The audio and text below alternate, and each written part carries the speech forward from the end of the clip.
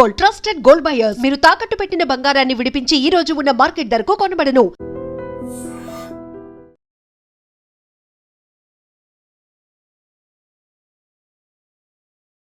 Hi నమస్తే, welcome to IT media. నేను మీ రుద్దం శ్రీనివాస్. తెలంగాణ ఆవిర్భావ దినోత్సవం జూన్ 2 మళ్ళీ రాబోతోంది. జూన్ 2, 2014 అనేది తెలంగాణ రాష్ట్ర ఆవిర్భావం చరిత్రలో ఒక మైలురాయిగా నిలిచిపోయిన రోజు. ఆ విషయం మీద మాట్లాడదాం. తెలంగాణ ఆవిర్భావం తర్వాత రాజకీయాలు, ప్రభుత్వ పాలన, ప్రస్తుత ప్రభుత్వ పాలన, అసలు రాజకీయ భవిష్యత్తు, తెలంగాణ భవిష్యత్తు ఏంటనే విషయాలను మాట్లాడడానికి మనతో సీనియర్ జర్నలిస్టు, అదేవిధంగా అనలిస్ట్, తెలంగాణ గ్రంథాలయ పరిషత్ మాజీ చైర్మన్ ఆయాచితం శ్రీధర్ గారు ఉన్నారు. నమస్తే శ్రీధర్ గారు. సార్, మీరు తెలంగాణ ఉద్యమంలో ప్రత్యక్ష భాగస్వామి. ఒక పెద్ద హైదరాబాద్ లాంటి, ఒక గ్రేటర్ హైదరాబాద్ లాంటి ఒక యూనిట్కి, జేఏసీకి మీరు అధ్యక్షుడు కూడా పనిచేశారు. ఆ తెలంగాణ మిలియన్ మార్చ్ అనేది తెలంగాణ రాష్ట్ర ఏర్పాటులో ఒక కీలక మలుపుగా మనం చెప్పుకోవచ్చు. ఎందుకంటే తెలంగాణలో ఉన్నటువంటి సబ్బండ వర్ణాలు అక్కడ వాలంటరీగా వచ్చి మార్చ్ చేసిన రోజు తెలంగాణ ఆకాంక్ష ఎంత బలమైనదో దేశానికి, ప్రపంచానికి చాటి చెప్పిన రోజు అది. సో ఆ క్షణాలను మీరు ఇప్పుడు గుర్తు చేసుకుంటే ఎలా ఉంటుంది? మీకు ఏమనిపిస్తుంది? అంటే చాలా ఇప్పటికి కూడా ఆ దృశ్యాలు, ఆ అనుభవాలు మననం చేసుకుంటే మళ్ళీ అక్కడికి వెళ్ళిపోతాం. ఒక ఉద్వేగభరితమైన అనుబంధం ఆ ఉద్యమ సందర్భంతో మాకుంది, అందరికీ ఉంది, ఉద్యమకారులందరికీ. మిలియన్ మార్చ్ అంటే సాధారణంగా ఉద్యమాల్లో కానీ, రాజకీయాల్లో కానీ కొన్ని మలుపులు ఉంటాయి. అవి చాలా పరిణామాలకు దారితీస్తాయి. తెలంగాణ ఉద్యమంలో మొదటి మలుపు 2006లో కేసీఆర్ గారు రాజీనామా చేసి కరీంనగర్ నుంచి ఉప ఎన్నికలో 2 లక్షల మెజార్టీతో గెలిచారు ఎంపీగా. అవును. ఆ తర్వాత కేసీఆర్ గారి దీక్ష, చిదంబరం ప్రకటన, తర్వాత చిదంబరం ప్రకటన వెనక్కి తీసుకోవడం, శ్రీకృష్ణ కమిటీ, జేఏసీ ఏర్పాటు, జేఏసీ ఉద్యమం కొనసాగుతున్న క్రమంలో మీరు ఇందాక ప్రస్తావించిన మిలియన్ మార్చ్. ఆ రోజు నేను, కోదండరామ్ గారు జేఏసీ ఆఫీస్లో ఉన్నాం. పొద్దున్నే 7-8 ప్రాంతాల్లో మా ఇద్దరిని పోలీసులు అరెస్ట్ చేసి ఇక్కడ లగడికప్పుల దగ్గర ఉండే సైఫాబాద్ పోలీస్ స్టేషన్ అక్కడ ఉంచారు. అప్పుడు సిఐ రామనరసింహారెడ్డి అనుకుంటా. మేము కొంత ఆందోళన పడుతూ ఉన్నాం. ఎట్లా అరెస్టులు ఎక్కడికక్కడ జరుగుతున్నాయి, నిఘా ఉంది ఉద్యమకారుల మీద, ఎక్కడికక్కడ అరెస్టులు జరిగితే మరి కార్యక్రమం ఎట్లా. కానీ మేము పోలీస్ స్టేషన్లో లైవ్లో టీవీలో చూస్తాం. ఒక పుట్టను విచ్చుకొని చీమలు ఎట్లా వస్తాయి, ఉప్పెనలాగా ఒక కట్టలు దించుకున్న ప్రవాహం ఎట్లా వస్తుందో అట్లా ప్రజలు వేలాదిగా తరలి వచ్చి పోలీసులతో ఢీకొని బారికేళ్లు చేరించి ఎలాగైనా సరే ట్యాంక్ బండి ఎక్కాలి, జై తెలంగాణ నినాదం చేయాలి. అదొక్కటే సంకల్పం. ప్రభుత్వం ఏం చేస్తుందో చూద్దాం, ఎంత దాకా అయితే అంత దాకా. తెలంగాణలో మాటల్లో అంటారు, యాడికైతే యాడికా. ఆ జిద్దు, ఆ పట్టుదల తెలంగాణ ప్రజల్లో వచ్చింది. కాబట్టి పరిమితమైన పోలీసుల సంఖ్య, ప్రభుత్వ ఆంక్షలు ఏం చేయలేకపోయినాయి. సరే, ఆగ్రహ ప్రకటన తీవ్ర స్థాయికి వెళ్ళింది. ప్రజాగ్రహం ఏ స్థాయిలో ఉందంటే ప్రపంచం అంతా చూసింది. ట్యాంక్ బండి మీద ఉన్న విగ్రహాలు, అంటే విగ్రహాల్లో కూడా వివక్ష అన్న విషయం తెలంగాణ ప్రజలకు తెలుసు. ఆ రోజు ప్రత్యక్షంగా చూశారు.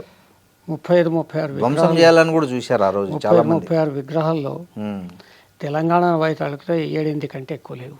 ఇక్కడ ఆంధ్ర ప్రాంతానికి చెందిన వైతాళికుల విగ్రహాలు ఇక్కడ పెట్టవచ్చు, వాళ్ళు గొప్పవాళ్ళే, వాళ్ళు త్యాగధనులే, తప్పు లేదు. కానీ అదే క్రమంలో తెలంగాణ వైతాళికుల విగ్రహాలు ఆంధ్రాలో ఉన్నాయా ఒకటి లేదని కూడా చెప్పారు ఒక చాలా. విశాఖపట్నంలో ఉందా, విజయవాడలో ఉందా, రాజమండ్రిలో ఎవరో నన్నయ్య ఇట్లాంటివి కొంతమంది ఉన్నాయి. తెలంగాణలో ఆంధ్ర ప్రాంత వైతాళికుల మహనీయుల విగ్రహాలు ఉంటాయి. మరి తెలంగాణ ప్రాంతానికి సంబంధించిన వైతాళికుల విగ్రహాలు, మహనీయుల విగ్రహాలు ఆంధ్ర ప్రాంతాల్లో ఎందుకుంటామనే ఒక వివక్షకు వ్యతిరేకమైన చర్చ కూడా జరిగింది. ఆగ్రహ ప్రకటన అది అప్పటికప్పుడు జరిగింది. ఆగ్రహ ప్రకటనల మూలంగా ఆ రోజు విగ్రహాలు కూడా అది పెద్ద ఎత్తున ప్రపంచవ్యాప్తంగా న్యూస్ అయింది. భారతదేశ వ్యాప్తంగా ఉన్న మీడియా సంస్థలన్నీ ఫోకస్ చేసి నేషనల్ మీడియా మొత్తం వచ్చింది ట్యాంక్ బండ్ మీదే. అవును. ఆ తర్వాత కొన్ని మీడియా వాహనాలు దగ్ధం కావడం చేయడం ఒక యుద్ధ వాతావరణం మారచ్చు. సరే, అంతిమంగా ఉద్యమకారులు ఏదైతే అనుకున్నారో ఆ ట్యాంక్ బండ్ని, అప్పుడు నేను లెక్చరర్గా పనిచేస్తున్నాను కాలేజీలో. తెల్లారి క్లాస్కి వెళితే ఒక స్టూడెంట్ అన్నాడు, సార్ మీరు వచ్చారా నిన్న మిలియన్ మార్చ్కి? వచ్చాను రా బాబు, అయితే పోలీసు అరెస్ట్ చేశారు, మధ్యాహ్నం వదిలేశారు, వచ్చాం. నేను కోదండ్రా సార్, నేను ఒక్కటే అనుకున్నాను, ఏమైనా సరే ఎన్ని లాఠీ దెబ్బలు పడ్డా సరే ఆ ట్యాంక్ బండ్ కూడా అట్లా దాకి రావాలి అనుకున్నాను సార్. అనుకుని పొద్దున బయలుదేరాను. మొత్తానికి సరే అంటే ఈ సంఘటనలు వ్యక్తిగతమైనవి, ఒక సంస్థాగతమైనవి, సందర్భపరమైనవి కాదు. యావత్తు తెలంగాణ ప్రజల ఆగ్రహ ప్రకటన ఏ స్థాయిలో ఉందో అని ప్రపంచానికి చెప్పింది మిలియన్ మార్చ్ సంఘటన. తెలంగాణ ప్రజలు ఏ డిమాండ్ కోసం సమీకృతులు అవుతారో చెప్పిన సంఘటన మిలియన్ మార్చ్ సంఘటన. తెలంగాణ ప్రజలు దేని కోరుకుంటున్నారు, ఏ వివక్షకు వ్యతిరేకంగా వాళ్ళు ఉద్యమిస్తున్నారని చెప్పడం కోసం ఉదాహరణగా మనం మిలియన్ మార్చ్ సంఘటన చెప్పవచ్చు. ప్రపంచంలో కానీ దేశంలో కానీ ఉద్యమ చరిత్రలో తెలంగాణకు సంబంధించి మిలియన్ మార్చ్ సాగరహారం రెండు కూడా అద్భుతమైన ఘట్టాలు. ఇక ఉద్యమంలో కేసీఆర్ గారు నాయకత్వం వహించారు. వంట వార్పు చాలా సింపుల్ కార్యక్రమం. అవును. తర్వాత సడక్ బంద్, సాగరహారం, రైల్ రోగో, ఇట్లా ఒకటా రెండా, బతుకమ్మలు, బోనాలు. ఒక ఉద్యమానికి సంబంధించి ఉద్యమ ఆకాంక్షలు ప్రకటించడానికి ఇది సరిపోతుంది, ఇది సరిపోదని కాదు. తెలంగాణకి ప్రజలే నాయకులు అయిపోయారు సార్. తెలంగాణలో ఉన్న ప్రతి అంశము, ప్రతి అణువు ఉద్యమ సంకేతమై నిలిచింది. అవును, ప్రజలే నాయకులు అయిపోయారు అంటున్నది. ఎవరో సారథ్యం లేదు దీనికి ప్రజలే నాయకత్వం వహించారు. ప్రజా సంస్కృతి నాయకత్వం వహించేది. లేకపోతే గ్రామాన తెలంగాణ ఉద్యమం ఏంటి, బతుకమ్మలు, బోనాలు ప్రధానం కావడం. అవును.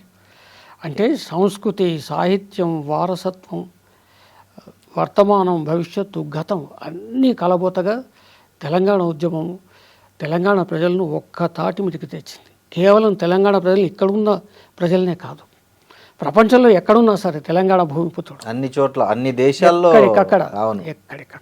ఎక్కడికక్కడ ఉద్యమాలు జరిగినాయి. నేను చాలా దేశాలకు వెళ్ళాను ఉద్యమ సమయంలో. సార్, ఏ మాట కామాట తెలంగాణ పోలీసులు కూడా ఉద్యమకారులకు బాగా సహకరించారు సార్. ఇప్పుడు చెప్పుకోవచ్చు మనం. ఇప్పుడు చెప్పుకోవచ్చు అంటే వాస్తవం.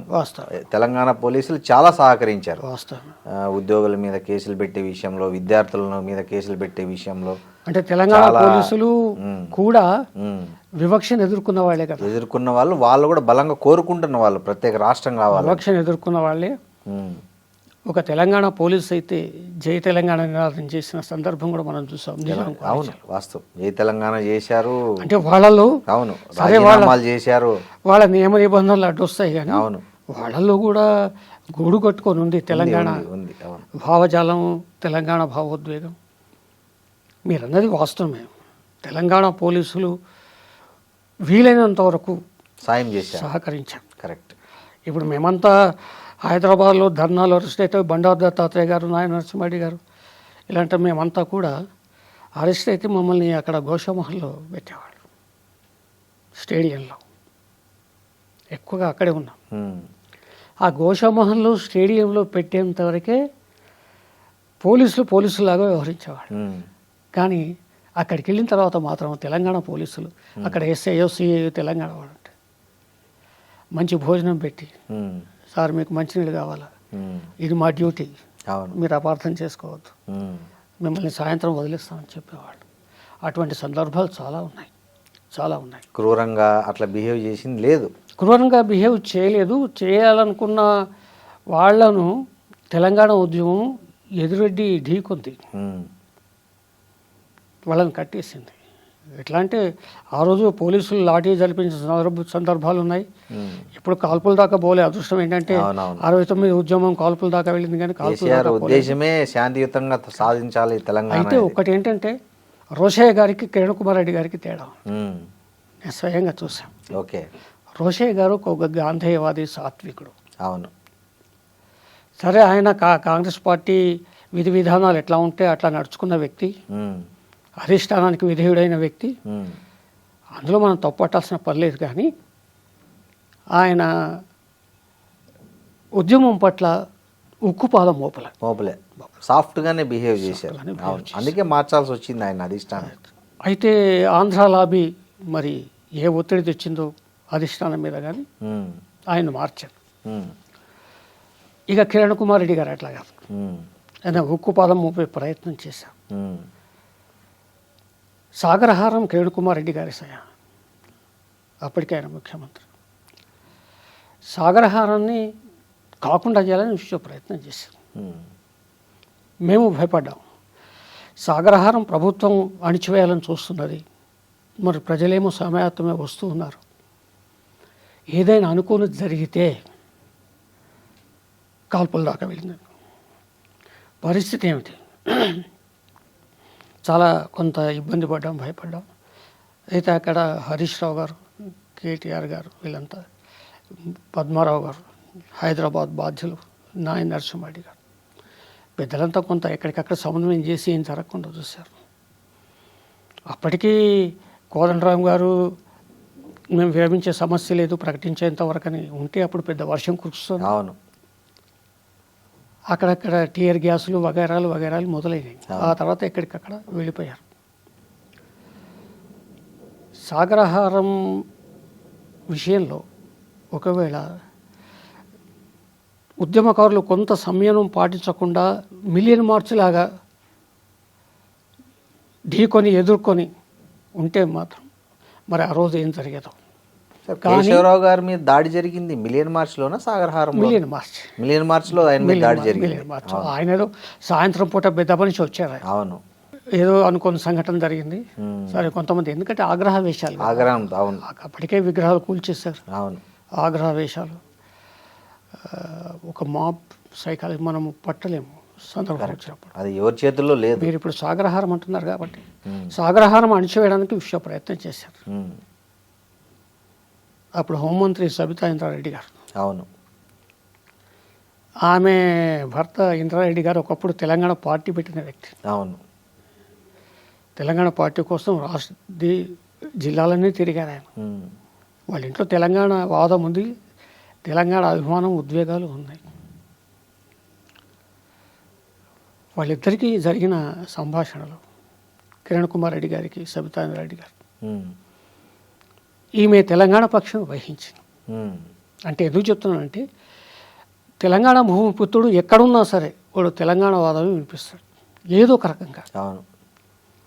ఎందుకు మేము స్వామి గౌడ్ గారు, శ్రీనివాస్ గౌడ్ గారు, కోదండరామ్ గారు, మేమంతా కలిసి ఏదైనా సందర్భంలో హోమ్ మినిస్టర్గా ఆమె ఇంటికి వెళ్ళినప్పుడు ఆమె యథావిధిగా ఆదరించి చేసి సాధక బాధకాలు చెప్పి పంపించారు. ఇక్కడ కూడా అదే జరిగింది. ఆమె ఒక దశలో రాజీనామా కూడా సిద్ధపడ్డారని అప్పుడు వార్తలు వచ్చినాయి. అంటే కిరణ్ కుమార్ రెడ్డి గారు మరి ఏదైనా జరిగితే, అనుకోని జరిగితే మనకి బాధ్యత వహిస్తారా? ఎస్, నేను బాధ్యత వహిస్తాను, మీరు పర్మిషన్ ఇవ్వండి, బాధ్యత వహిస్తాను ఏం జరిగినా అని చెప్పి అందాక వెళ్ళాను. అప్పుడు కథనాలు, వార్తా కథనాలు వచ్చినాయి. ఏవైనా ఈ రెండు సందర్భాలు ఉద్యమపరంగా చాలా గొప్పవి. మిలియన్ మార్చ్, సాగరహారం ఏది చిదంబరం ప్రకటన తరువాత. అవును, December 9 చిదంబరం ప్రకటన తర్వాత చాలా గొప్ప సందర్భాలు. సో ఆ విద్విగ్ధ క్షణాలు అనేటివి ఇప్పటికీ మీ మెమరీలో ఎట్లా సజీవంగా మాకని కాదు, తెలంగాణ ఉద్యమంలో ఉద్యమకారుడికి పాల్గొన్న వాళ్ళు ఎవరైనా ఒక్కసారి 15 ఏళ్ల గతంలో జూన్ 2, 2014 రాష్ట్ర ఏర్పాటు ప్రకటన అఫిషియల్గా వచ్చింది. ఆ క్షణాన్ని మీరు ఎట్లా ఫీల్ అయ్యారు? అప్పుడు ఎక్కడున్నారు మీరు? జూన్ 2 ప్రకటన లోక్సభలో రాజ్యసభలో చర్చలు జరుగుతుంది. ప్రకటన వచ్చిన నాటికి ఢిల్లీలో ఉన్నాం మేము. మీరు ఢిల్లీలో ఉన్నారు. లోక్సభలో సుష్మా స్వరాజ్ గారు బీజేపీ మద్దతు ఇచ్చింది. చిన్నమ్మను గుర్తుపెట్టుకోండి అని కూడా అప్పీల్ చేశారు ఆమె. అవును.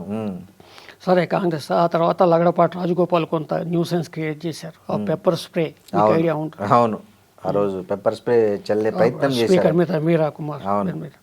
ఆ తర్వాత ఇక్కడున్న లోక్సభలో ఉన్న కాంగ్రెస్, తెలంగాణ కాంగ్రెస్ లోక్సభ సభ్యులు ఎదుర్కొన్నారు లగడపాటి యుద్ధ వాతావరణం. ఇప్పుడున్న పొన్నం ప్రభాకర్ వీళ్ళందరూ ప్రధానంగా మధుయాష్కి గౌడ్ వీళ్ళందరూ అక్కడ. Yes, correct. ఒక యుద్ధ వాతావరణం లోక్సభలో కూడా. మొత్తానికి లోక్సభ ఆమోదించింది. ఇక రాజ్యసభ ఆమోదించాలి. ఆ ఒక్క గడప దాటితే చాలిగా 60 ఏళ్ల తెలంగాణ కళ సాకారం అవుతుంది. రాజ్యసభ ఆ రోజు ఆఖరి రోజు, తర్వాత వాయిదా పడుతుంది. తర్వాత ఎన్నికలు వస్తాయి. ఎన్నికలు వస్తారో, ఎవరు గెలుస్తారో, ఎవరు పోతారో, ఏం జరుగుతుందో తెలియదు. అందరి తెలంగాణ వాదుల్లో, ఢిల్లీలో ఉన్న వాళ్ళలో కాదు, ఇక్కడ ఉన్న వాళ్ళలో ఒక టెన్షన్, ఒక హై టెన్షన్, మామూలు టెన్షన్ కూడా కాదు. అప్పటికీ రాజ్యసభలో మేము చూస్తూ ఉన్నాం. సీతారాం చిరుతూ వెంకయ్యనాయుడు మంతనాలు, ఏదో చెవులు గుసగుసలు, ఏం జరుగుతుందో అన్న భయం సహజంగానే. చివరికి బిల్లీజ్ పాస్, ఆ బిల్లీజ్ పాస్ అనే ఆ వర్డ్ ఇప్పటికీ మాకు మారుమోగుతూ ఉంటుంది. ఆ క్షణంలో తెలంగాణ వాదుల ఆనందం వర్ణనాతీతం. మేము అక్కడే ఢిల్లీలో ఉన్నాం. ఢిల్లీ కూడా ఒక పండగ సంబరం మొత్తం, ఢిల్లీ వీధులన్నీ కూడా. ఎందుకంటే అందరూ నిండిపోయారు. రైళ్లలో వచ్చారు, ఫ్లైట్లలో వచ్చారు. ఏం జరుగుతుందో చూద్దామని వచ్చినవాడు. నిజంగా రాజ్యసభలో బిల్లు పాస్ అయ్యాయి సందర్భంలో లోక్సభలో మాకంత అనుమానం లేదు. కాంగ్రెస్, బీజేపీ ఇద్దరు, మిగతా 35 పార్టీలు మద్దతు ఇచ్చినవి ఉన్నాయి. కేసీఆర్ గారు ఆ మద్దతు సమీకరించారు కాబట్టి ఇబ్బంది లేదు. కానీ రాజ్యసభ ఏం చేస్తుందో, ఒక రాజ్యసభలో వాయిదా పడితే పరిస్థితి ఏంటి. కానీ బిల్లీజ్ పాస్ అని ఎప్పుడైతే రాజ్యసభ ఆమోదించిందో అందరూ ఆనందంగా. ఇక్కడ క్రెడిట్ సోనియా గాంధీకి ఇవ్వాలి కదా సార్ మీరు జనరల్గా, యాక్చువల్గా అయితే? అంటే క్రెడిట్ అంటే నాకు ఒక చిన్న ఇవ్వాల్సిందే, సందేహం లేదు. కానీ నాకు ఒక అభ్యంతరం ఉంది. ఆమె వాగ్దానం చేసినట్టుగా 2004లో అధికారంలోకి వచ్చారు కదా, రాష్ట్రపతి ప్రసంగంలో మీరు ప్రస్తావించారు కదా, అప్పుడే తెలంగాణ ఇచ్చి ఉంటే ఇన్ని బలిదానాలు జరిగేవి కాదు. 10 ఏళ్ళు కాలయాపన చేయడం వల్ల తెలంగాణ ఎంత నష్టపోయిందో మనం అంతా చూసాం. ఎందుకంటే గాంధీ హాస్పిటల్ దగ్గరే మా ఇల్లు ఉంటుంది, పద్మారావు నగర్లో. నేను వ్యక్తిగతంగా ఎన్ని కాల్చుకున్న శవాలు, ఆత్మహత్యలు చేసుకున్న శవాలు, అంబులెన్స్ ఎక్కించడం చేయడం, శ్రీకాంతాచారి మరణం, పెట్రోల్ పోసుకుని తగలబెట్టుకుంది, ఆయన ఉస్మానియా హాస్పిటల్ నుంచి గన్ పార్క్ తేవడానికి వీలు లేకుండా పోలీసులు అడ్డగించడం, అక్కడ ఒక పోరాటం, ఆ కాలిన శవాలు, ఆత్మహత్యలు. కానిస్టేబుల్ కిష్టయ్య మా ఊరే కామారెడ్డి, ఎక్కడో టవర్ ఎక్కి కాల్చుకోవడం, చిన్నపిల్లలు అప్పటికైనా. సోనియా గాంధీ గారు నిజంగా వాగ్దానం చేసినట్టు 2004లో ఇచ్చి ఉంటే సంపూర్ణమైన క్రెడిట్ ఆమెకు దక్కేది. కానీ ఇన్ని బలిదానాల తర్వాత, ఇన్ని కష్టాలు, ఇన్ని కన్నీళ్ల తర్వాత, ఒక అనివార్యత ఏర్పడ్డ తర్వాత, రాజకీయ అనివార్యత ఏర్పడింది. కేసీఆర్ గారు 35 పార్టీలను ఒక్క తాటి మీదకి తెచ్చారు. ఎవరైనా తెలంగాణ అనాల్సి వచ్చింది, నటించినా నిజమైన అనాల్సి వచ్చింది.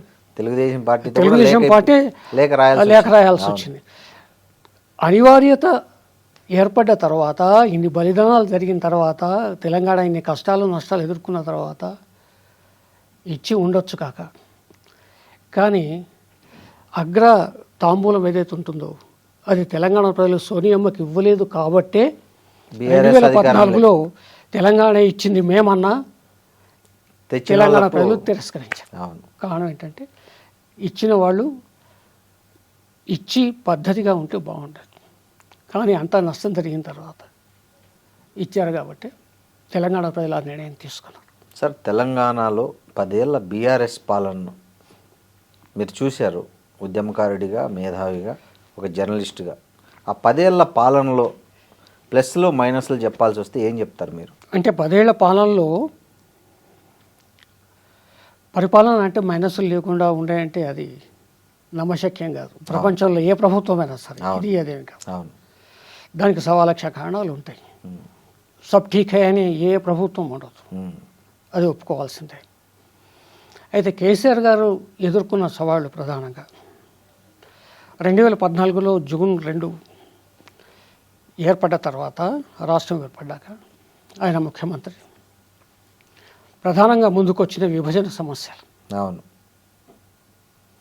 విభజన సమస్యల సాగదీత దాదాపు 2 ఏళ్ల వరకు కొనసాగింది అటు ఇటుగా. ఉమ్.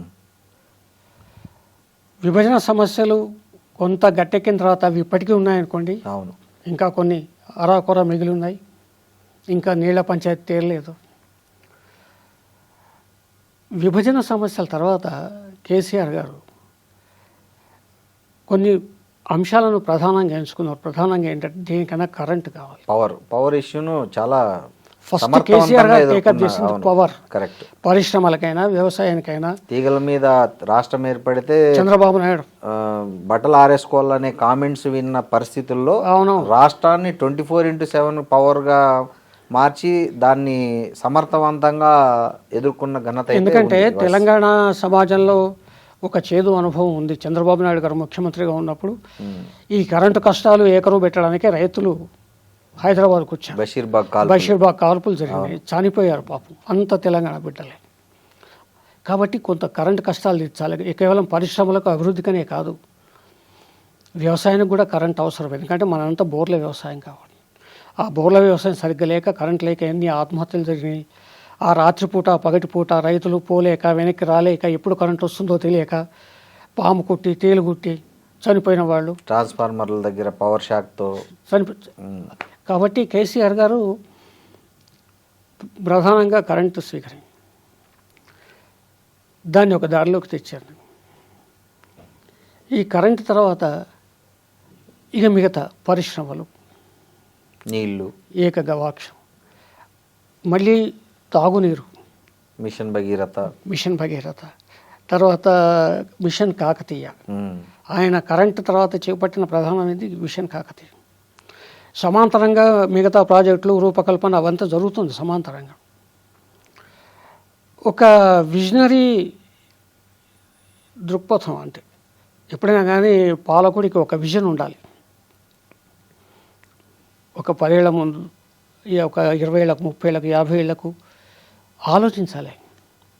సుదీర్ఘ ఆలోచన ఉండాలి. మిషన్ భగీరథ, ప్రపంచ ఆరోగ్య సంస్థ చెప్పేదేమిటి? ప్రతి ఇంటికి మనిషికి వచ్చే రోగాల్లో 35% తాగునీటి వల్ల, కలుషితమైన నీరు తాగడం వల్ల మంచినీరు అందించే కార్యక్రమం. తర్వాత చెరువుల కింద వ్యవసాయం ఎందుకుంటూ పడింది?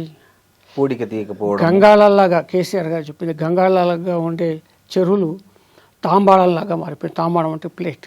అవును. కాబట్టి పూడికలు తీయడము, మత్తడి బాగు చేయడము, కట్టలు స్థిరీకరించడం అవన్నీ చేయాలి. అంటే కేసీఆర్ గారు అట్లా ఒక దీర్ఘకాలిక ప్రణాళికలతో ముందుకు పోయారు. ఇక తక్షణంగా రైతు బంధు కావచ్చు, రైతు బీమా కావచ్చు, కళ్యాణ లక్ష్మి, షాదీ ముబారక్, ఇవన్నీ యాక్చువల్గా మేనిఫెస్టోలో ఉన్నాయి కాదు. డబుల్ బెడ్రూమ్ ఇల్లు చేసుకుంటూ పోయారు. అయితే ఒక్కటేంటంటే ఆయన 10 ఏళ్ల పరిపాలనలో ఒక 2 ఏళ్ళు కరోనా సంక్షోభం, ఒక 2 ఏళ్ళు విభజన సమస్యలు, ఆ సంక్షోభం.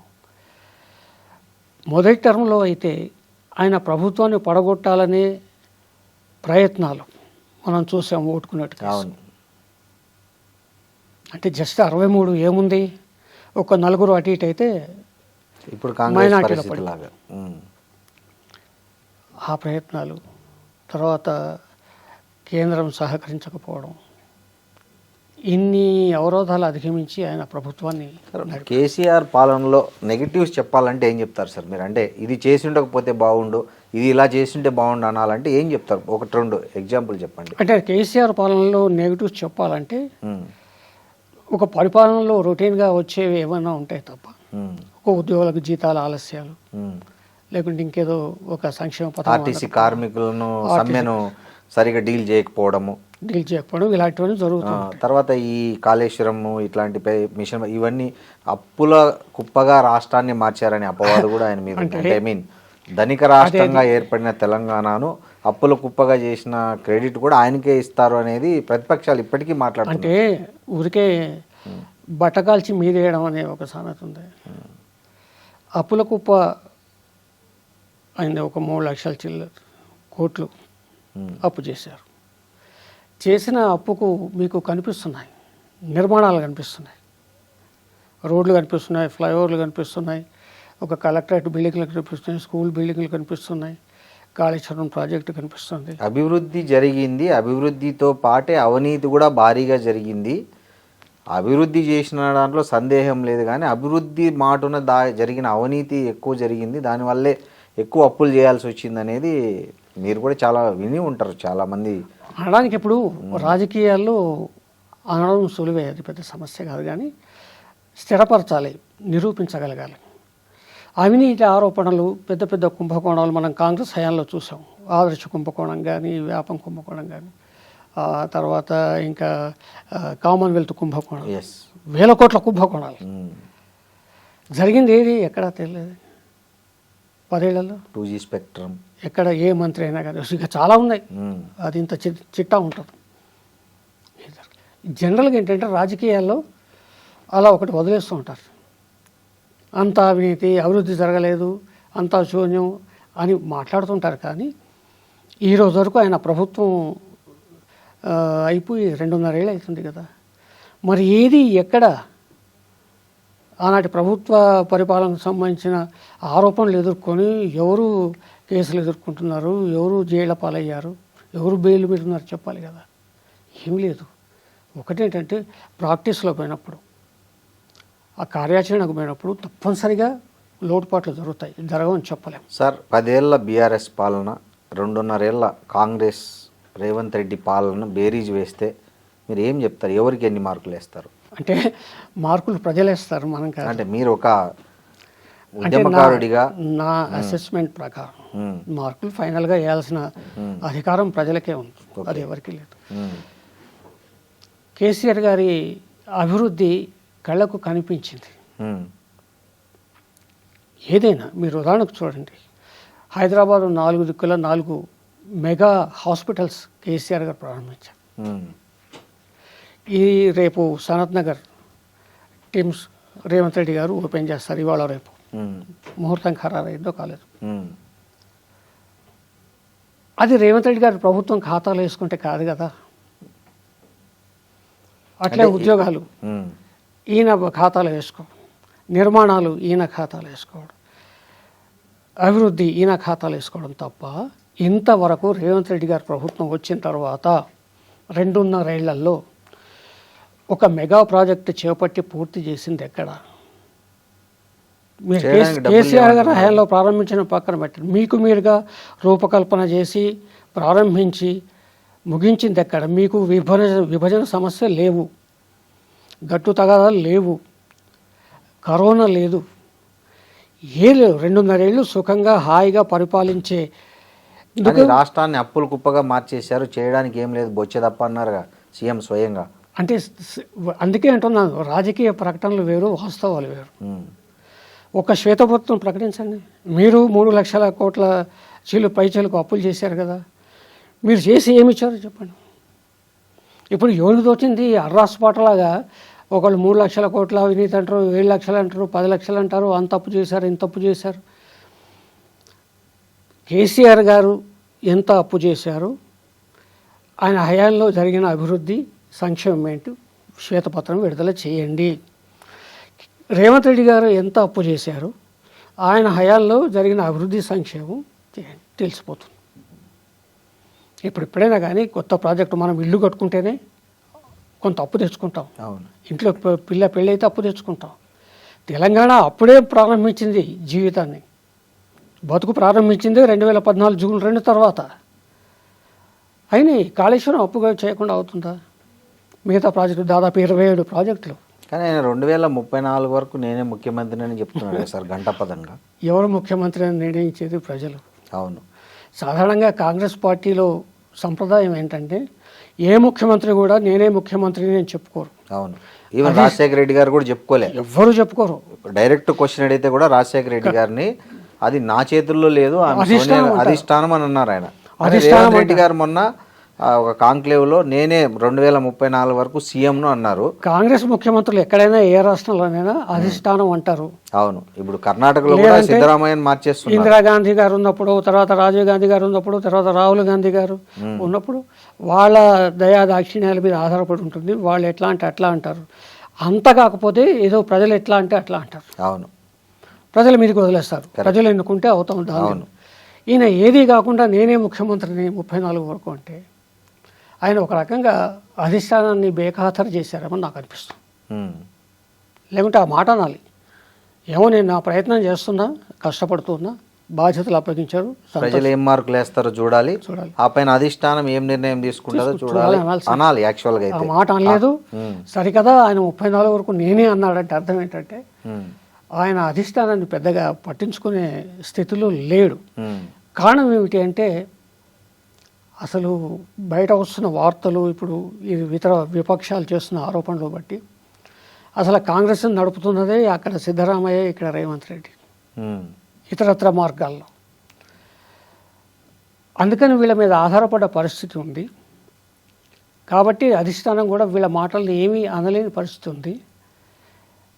కాబట్టి వీళ్ళకు అధిష్టానం లోకమైందనే ఒక చర్చ బయట బాగా నడుస్తుంది.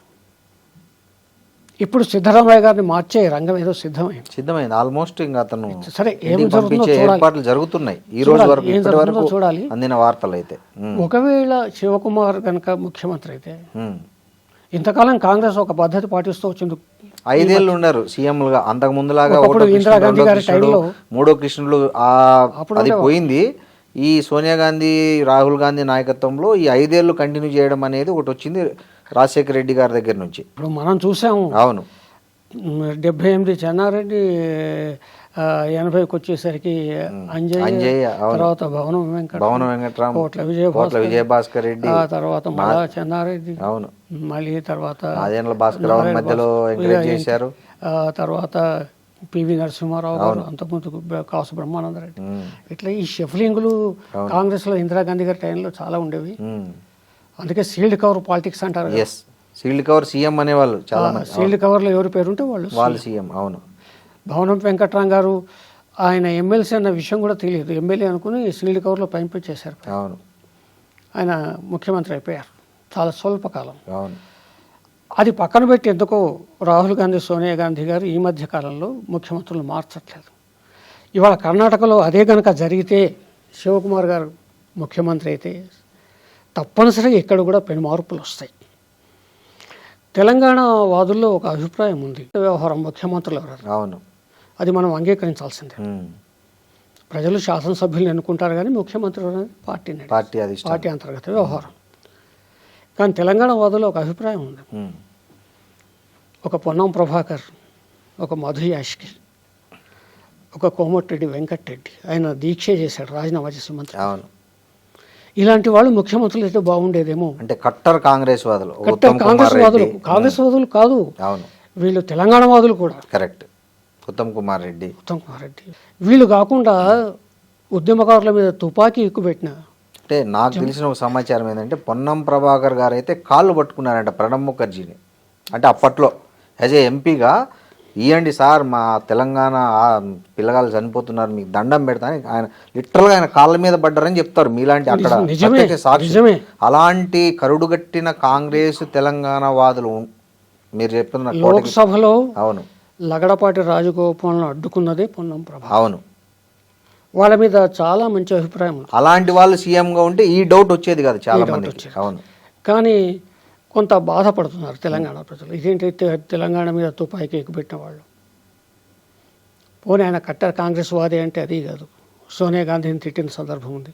కట్టర్ ఉద్యమకారుడు అంటే అది కాదు, ఉద్యమంలో ఎప్పుడూ లేడు. ఈయన ముఖ్యమంత్రి అయ్యాడనే బాధ తెలంగాణ ఉద్యమకారుల్లో ఉంది, లేదని కాదు. కానీ ఇక వాళ్ళ అంతర్గత నిర్ణయం, పార్టీ నిర్ణయం, వాళ్ళు ముఖ్యమంత్రిగా ఎన్నుకున్నారు. ఇప్పుడు శివకుమార్ గనక కర్ణాటకలో ముఖ్యమంత్రి అయితే తప్పకుండా తెలంగాణలో కూడా పెను మార్పులు చోటు చేసుకుంటాయి. కాంగ్రెస్ సందేహం లేదు. కాంగ్రెస్లో ఈ మధ్య లొల్లి నడుస్తుంది కదా, మహేష్ కుమార్ గౌడ్ ఢిల్లీకి పోవడము, ఆయన మీద కొన్ని ఛానల్స్లో వ్యతిరేకంగా ఇది అన్ని అంతర్గత ఊహాగానాలు వస్తున్నాయి. ఏదైనా కానీ నేను ఒక తెలంగాణ ఉద్యమకారుడిగా పార్టీ ఏదైనా గెలవచ్చు రాష్ట్రంలో, అవును, తప్పులేదు, ఎందుకంటే అది ప్రజల నిర్ణయం. కానీ ఒక ఉద్యమకారుడు నేను కోరుకునేది ఏంటంటే తెలంగాణ ఉద్యమకారుడే ముఖ్యమంత్రి అయితే బాగుంటుంది. అది ఏ పార్టీ ఏ పార్టీ అయినా అది మేము స్వాగతిస్తాం. మిగతా వాళ్ళు అవడం వల్ల వాళ్ళకి తెలంగాణ ఆత్మ తెలియదు, తెలంగాణ సమస్య తెలియదు, తెలంగాణ త్యాగాలు తెలియవు. కాబట్టి కొంత ఇబ్బందికర పరిస్థితి ఉద్యమకారులు ఎదుర్కొంటున్నారు ఆ విషయాలు. సో అయితే 34 వరకు ఆయన సీఎంగా ఉంటా అన్నది మీరు చెప్పే యాంగిల్లో కాంగ్రెస్ నుంచి కాదా, లేకపోతే ఇంకో పార్టీ నుంచి అనే మీ ఉద్దేశం? రాజకీయాల్లో అసంభవాలు ఉండవు, అన్ని సంభవాలే, అసంభవాలు ఉండవు. అట్లనే ఆత్మహత్యలు కూడా ఒకటి ఉండవు, ఒకటి రాజకీయాల్లో అన్ని ఒకటి హత్యలే, ఇంపాసిబుల్ అనేది ఉండదు, హత్యలు ఉండవు. సారీ, మీకు ఒక ఉదాహరణ చెప్తాను. అరుణాచల్ ప్రదేశ్లో పెమా ఖండు 33 మందితో వచ్చి కాంగ్రెస్ ముఖ్యమంత్రి అవును, ఓవర్ నైట్ 33 మందిని తీసుకొని వచ్చాడు, పార్టీ మెర్జ్ అయిపోయింది, బీజేపీలో చేరాడు. అవును, తెల్లారేసరికి బీజేపీకి ఎలక్షన్ లేవు, ఖర్చులు లేవు, ప్రచారాలు లేవు, అవును, కార్యకర్తలు జెండాలు ఏ పని లేకుండా తెల్లారేసరికి కాంగ్రెస్ ప్రభుత్వం కాస్త బీజేపీ ప్రభుత్వం అయిపోయింది. కాబట్టి రాజకీయాల్లో అసంభవాలు ఉండవు.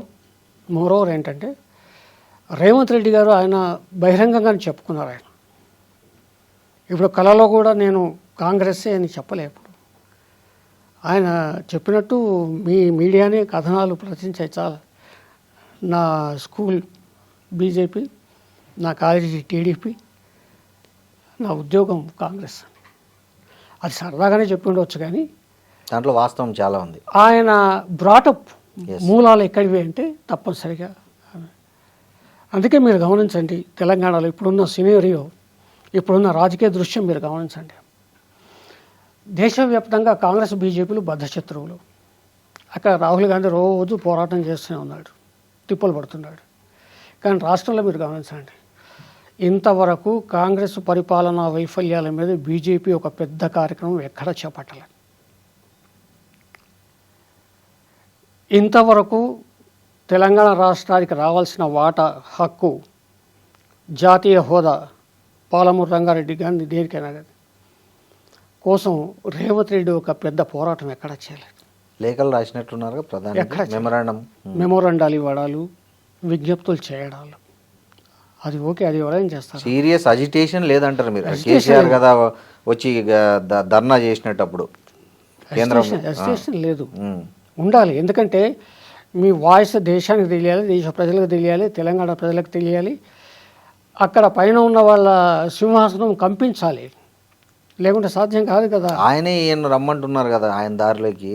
ఇక ఆయన బహిరంగంగా మీరంతా నేను అందరం విన్నాం, అది ఆశ్చర్యమే. ఎందుకంటే అదొక అధికారిక కార్యక్రమం.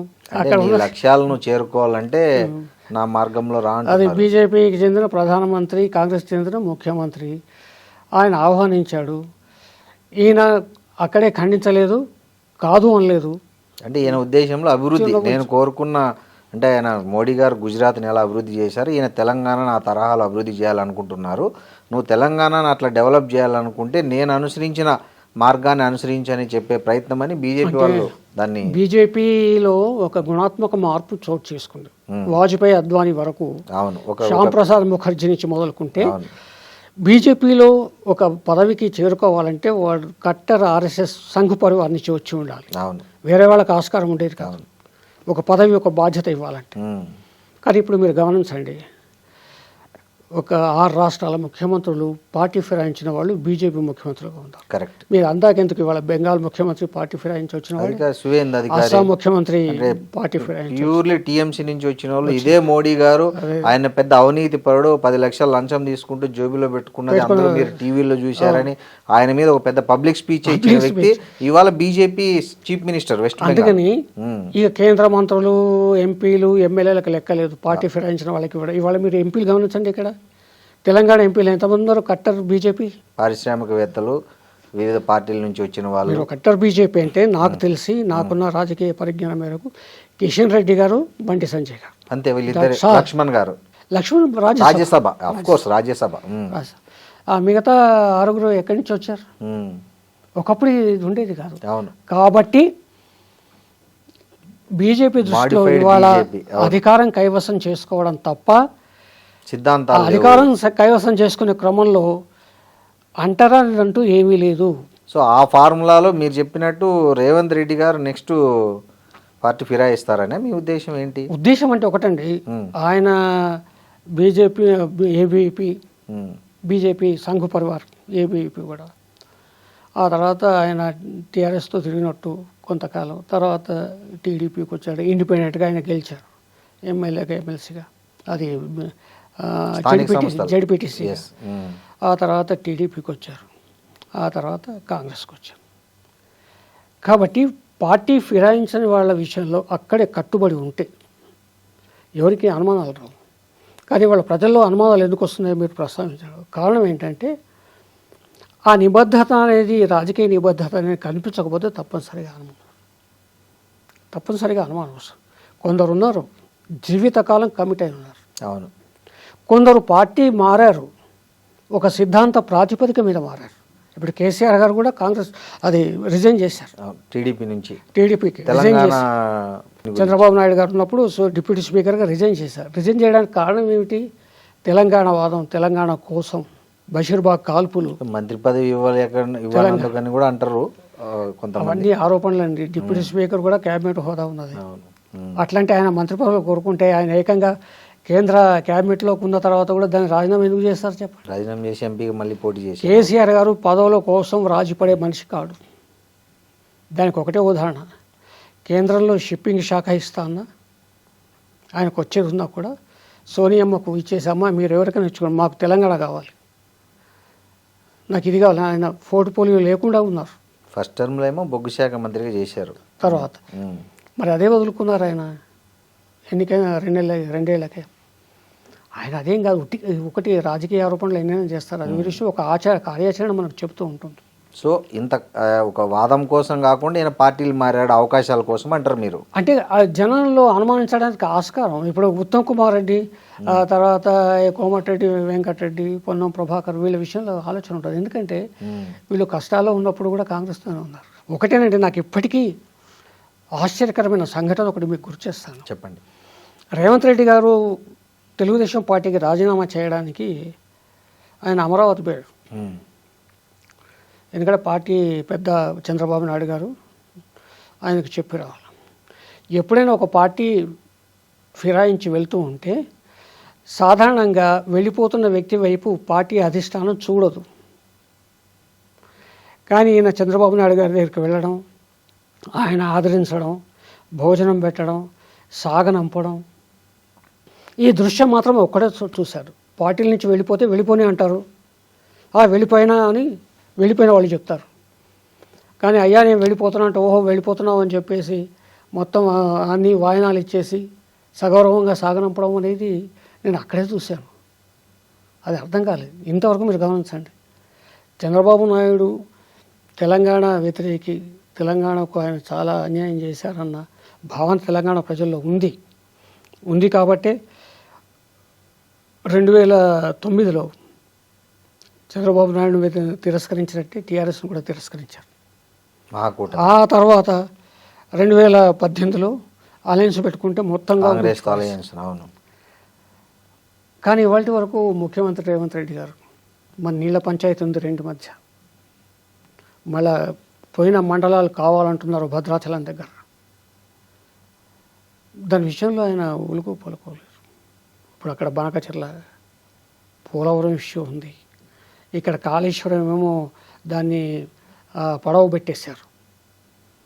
మరి కృష్ణా జిల్లాలో ఆల్రెడీ అన్యాక్రాంతం అయిపోయినాయి, గోదావరి జిల్లాలో కూడా అన్యాక్రాంతం అయితే తెలంగాణ ప్రజలు ఎట్లా బతకాలని ఒక తెలంగాణ ప్రజల పక్షాన పోరాటం సయ్యంటే సయనం ఎక్కడ కనిపించారు. జలవరాలకంతా లేఖలు రాశారుగా ఉత్తమ్ కుమార్ రెడ్డి గారు రాష్ట్ర ప్రభుత్వం తరఫున లేఖలు ఒకటండి, తెలంగాణ నీటి వనరుల విషయంలో వ్యతిరేకించి ఆంధ్ర ప్రాంతానికి వకాల్తా పుచ్చుకున్న ఐఏఎస్ అధికారి ఆద్యతను తెచ్చి ఇవాళ మీరు ఇక్కడ పెట్టుకున్నారే సలహాదారుగా ఆదిత్యనాథ్ దాస్, ఇంకేం కావాలి, ఇక ఇంతకన్నా ఏం కావాలి, అన్నము ఉడికిన తర్వాత ఒక మెతుకు చాలు, ఆయన తెచ్చుకుని పెట్టుకుంటారా? ఎంతమంది లేరు ఇక్కడ, ఎంతమంది లేరు, చాలామంది ఉన్నారు కదా.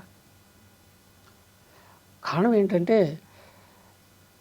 శత్రుత్వాలు ఉండవని చెప్పను, కానీ నీ రాజకీయ నిబద్ధత కార్యాచరణలో వ్యక్తమవుతూ ఉంటుంది. కానీ దాని ప్రకారం చూసినప్పుడు మరి కాంగ్రెస్కు సంబంధించిన సంపూర్ణమైన రాజకీయ నిబద్ధత, కాంగ్రెస్ వ్యతిరేకుల పట్ల ఒక వ్యతిరేక వైఖరి రేవంత్ రెడ్డి గారిలో అంతగా కనిపించాలి నాకు. సార్, ఇప్పుడు కొత్తగా కవిత కూడా టీఆర్ఎస్ పార్టీ పేరుతో కొత్త పార్టీ పెట్టారు. ఆమె కూడా దూకుడుగా జనాల్లోకి పోయే ప్రయత్నం చేస్తున్నారు. ఏదైతే స్టాగ్నేషన్ ఉందో, అంటే అటు 10 ఏళ్ల బీఆర్ఎస్, ఇటు 5 ఏళ్ల కాంగ్రెస్ పాలన చూసిన ప్రజలు, తెలంగాణ ప్రజలు కొత్త పార్టీని ఆదరిస్తారనే నమ్మకంతో ఆమె ఉన్నారు. ముఖ్యంగా మన తమిళనాడు ఎన్నికల ఫలితాల తర్వాత ఆమెకి ఇంకా చాలా ఆశలు పెరిగినట్లుగా మనకు తెలుస్తుంది.